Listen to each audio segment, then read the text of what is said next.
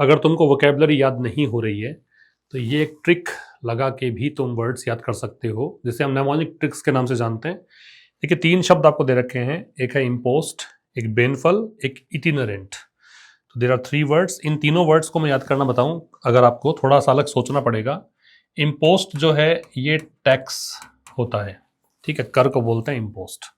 तो अगर मैं इसी को याद करूं तो मैं यूँ कह दूं आई एम, ये तो दिख ही रहा है आपको, और ये कह दूं कि भाई ये पोस्टेड हूँ, आई एम पोस्टेड, और इनकम टैक्स डिपार्टमेंट, ऐसा कह दिया मैंने कि मैं पोस्टेड हूँ इनकम टैक्स डिपार्टमेंट में, मैं टैक्स कलेक्शन का काम करता हूँ। तो ये इम्पोस्ट का मतलब टैक्स आपको शायद याद रह जाए। दूसरा है बेनफल।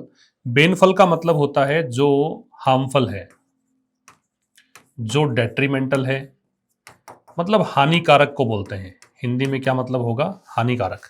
याद कैसे कर सकते हैं? बैन कर देनी चाहिए जो भी हार्मफुल थिंग्स हैं, जो भी हानिकारक चीजें हैं उसको क्या कर देना चाहिए? बैन। तो बेनफल याद रहेगा।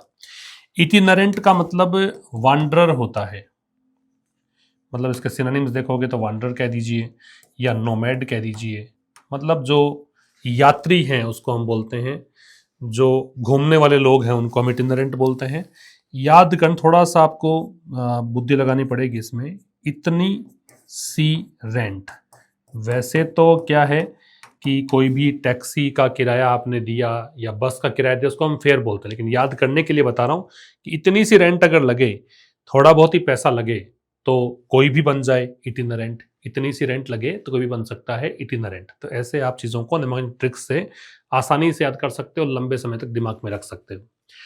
For such types of videos stay tuned with us.